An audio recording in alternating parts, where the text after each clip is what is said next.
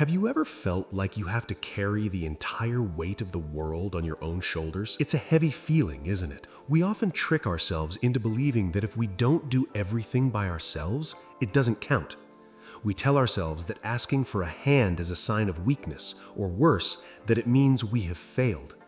But have you ever stopped to think that maybe, just maybe, this stubbornness is the only giant wall standing between you and the life you want? Today, I want to tell you a story about a young man who almost lost everything because he refused to speak up, and how one simple realization didn't just save his business, but changed his entire life. In a small village that sat quietly between green rolling fields and rocky paths, there lived a young man named David. He was only 23 years old, but his eyes carried a tiredness that usually belongs to someone much older. David was a carpenter. It was a trade he had picked up from his father before he passed away. David had a small, dusty workshop. It smelled of old pine wood and sawdust, but if you looked closely, you could see the sunlight poking through holes in the roof. The place was falling apart, much like David's finances. He spent every waking hour building chairs, fixing wobbly tables, and arguing with customers who always wanted to pay less than what his work was worth. By the time he paid for his food and firewood to keep warm, his pockets were empty. But David had a secret. When the sun went down and the village went quiet, he would sit by his window and look out at the distant hills. He wasn't just a village carpenter in his head. He dreamed of owning the biggest furniture store in the region. He imagined people traveling from cities far away just to buy his designs. The reality, however, was brutal. Every time he managed to save a few coins, something would break.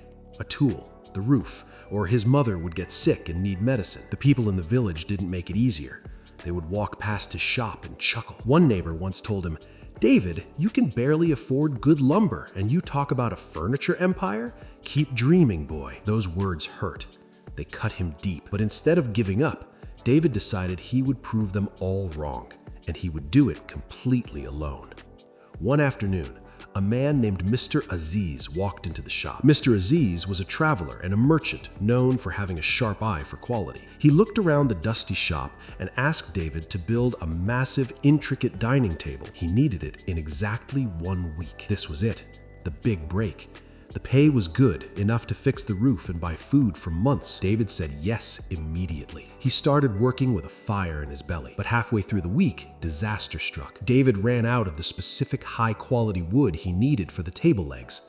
When he went to the supplier, he found out the price of wood had doubled overnight because of the winter demand. David checked his pockets.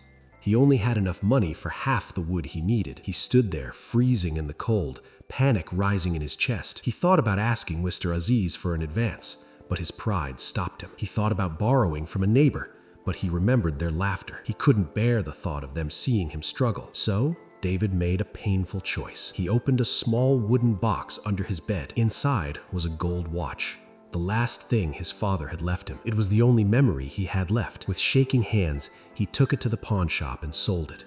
He bought the wood, held back his tears, and went back to work. He finished the table on time. Mr. Aziz was thrilled and paid him well. David felt a rush of victory.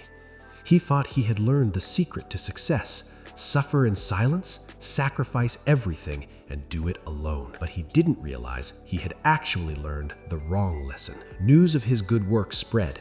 A few weeks later, a wealthy businessman from the city came to him. He offered him a contract that was 10 times bigger than anything he had ever done. He wanted 10 dining tables, all hand-carved, delivered in just 1 month. The pay was life-changing.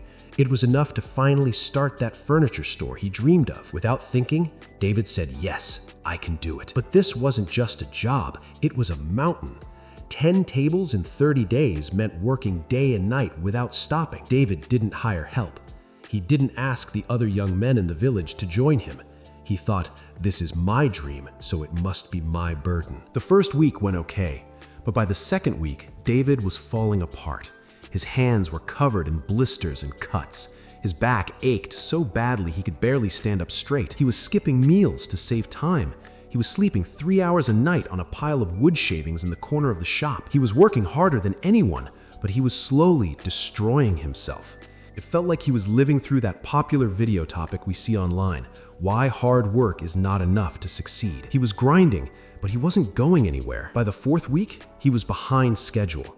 One evening, while rushing to carve a table leg, his tired hand slipped and he ruined a large piece of expensive oak. David stared at the ruined wood, dropped his chisel, and collapsed on the floor. He buried his face in his hands. He was going to miss the deadline. He was going to lose the money, his reputation, and his dream. David looked at them and said, "I have a big contract. I can't do it alone.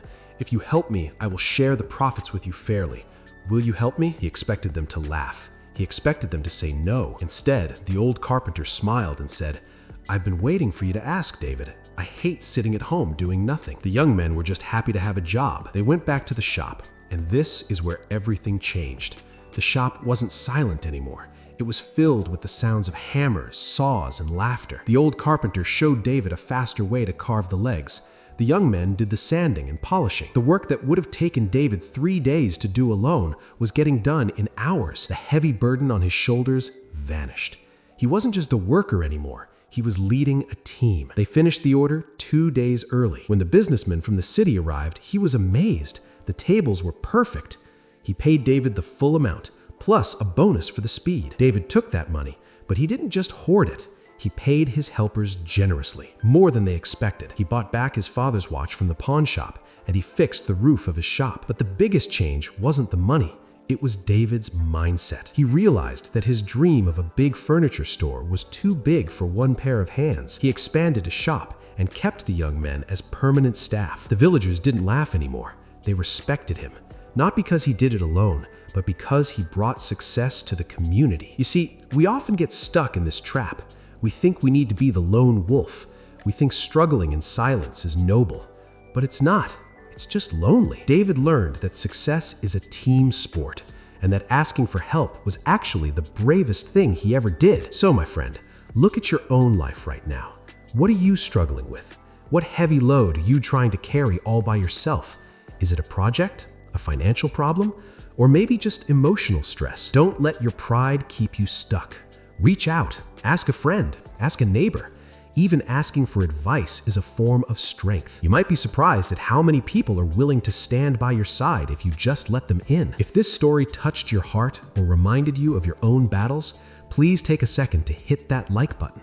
It really helps us share these stories with more people who might need to hear them. And if you want to join our community of dreamers and achievers, make sure to subscribe. Remember, every great journey has its ups and downs, but you don't have to walk the path alone. Whether you are looking for motivation for success in your career, or you just need a life-changing story to pick you up on a bad day, we are here for you. We want this channel to be your go-to inspirational video source. So learn how to be successful, not just by working hard, but by working together. We all need to overcome failure at some point, and the secret is to never give up on your team. Let this be your daily motivational speech to build a success mindset. Focus on your personal growth, share your emotional story, and let's grow together. Thanks for watching, and I'll see you in the next one.